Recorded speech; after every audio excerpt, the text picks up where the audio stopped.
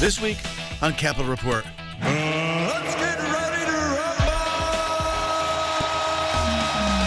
rumble! 3 Republicans looking to challenge Senator Richard Blumenthal prepare for the first big debate of the election season. Let the games begin! Hey-o!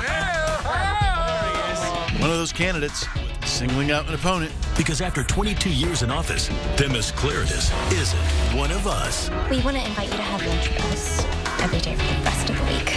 Oh, it's okay. Coolness. So we'll see you tomorrow. Plus, think you're seeing a lot of Ned Lamont ads on television these days?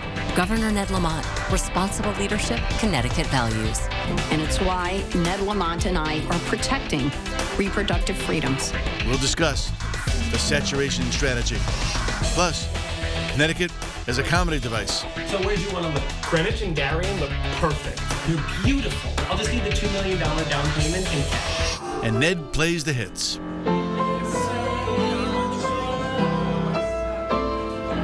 I quote John Lennon, I don't believe in Beatles, I just believe in me. Imagine that. Capitol Report starts now.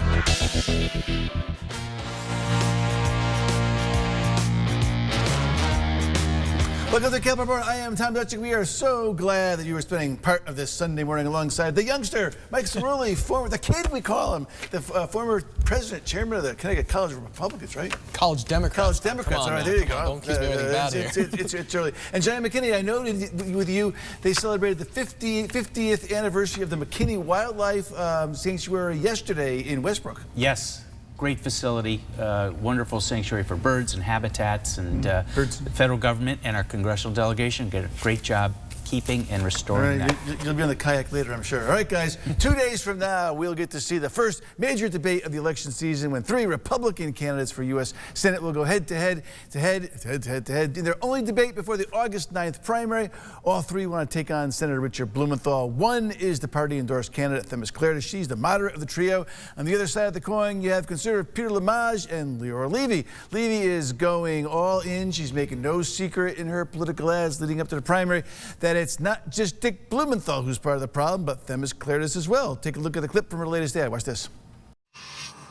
She accused America of systemic racism. And she helped Democrats make it easier to cheat with mail-in ballots. Because after 22 years in office, Themis Claridis isn't one of us. That's why we need Leora Levy. Leora Levy will always fight for us because she's the America First conservative outsider.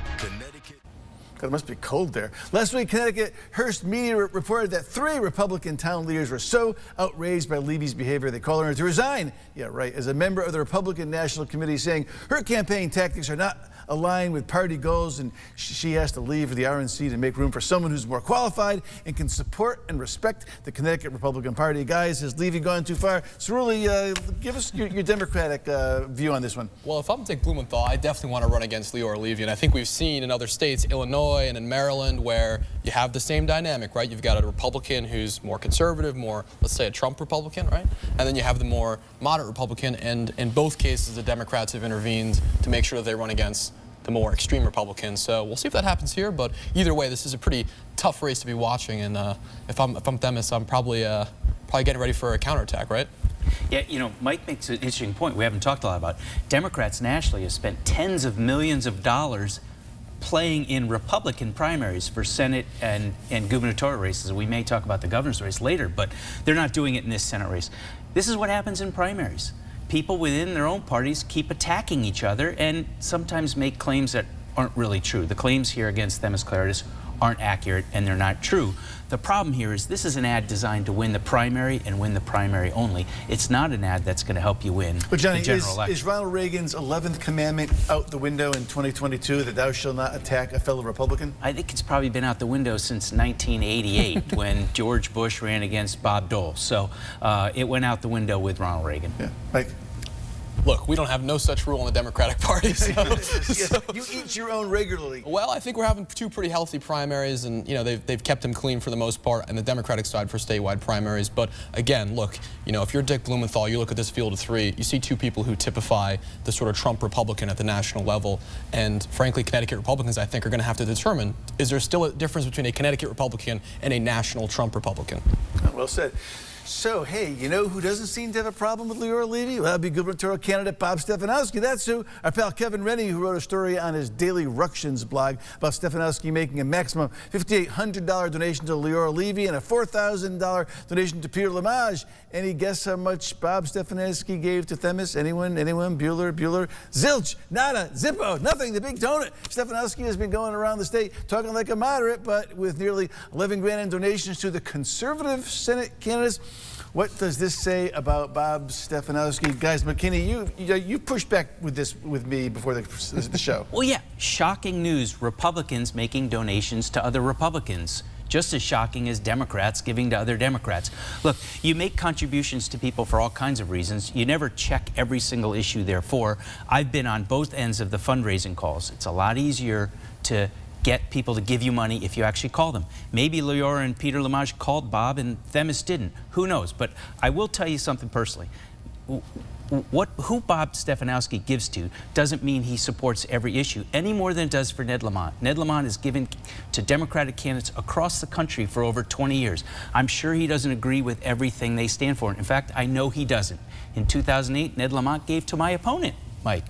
And Ned Lamont and I are friends. I don't hold it against him. Why? He's a Democrat. He gave to a Democrat. But my opponent supported higher income tax on millionaires. Ned Lamont opposes that.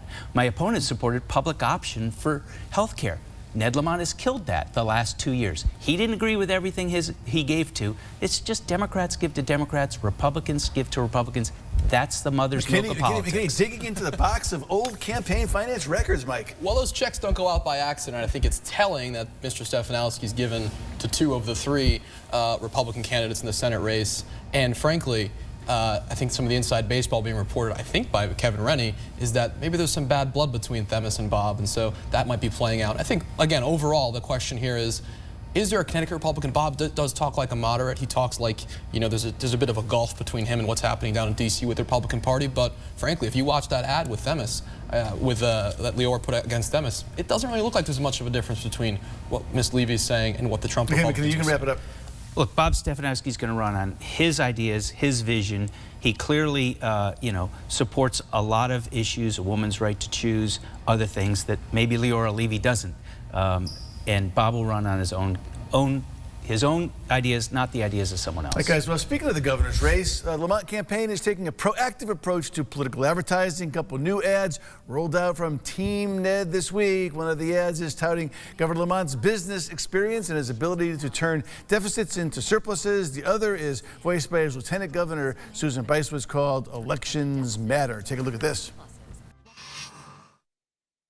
It's why Ned Lamont and I are protecting reproductive freedoms and keeping our kids safe from gun violence.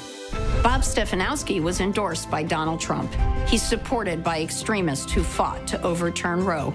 He even got an A rating from the NRA. I'm Susan Bice.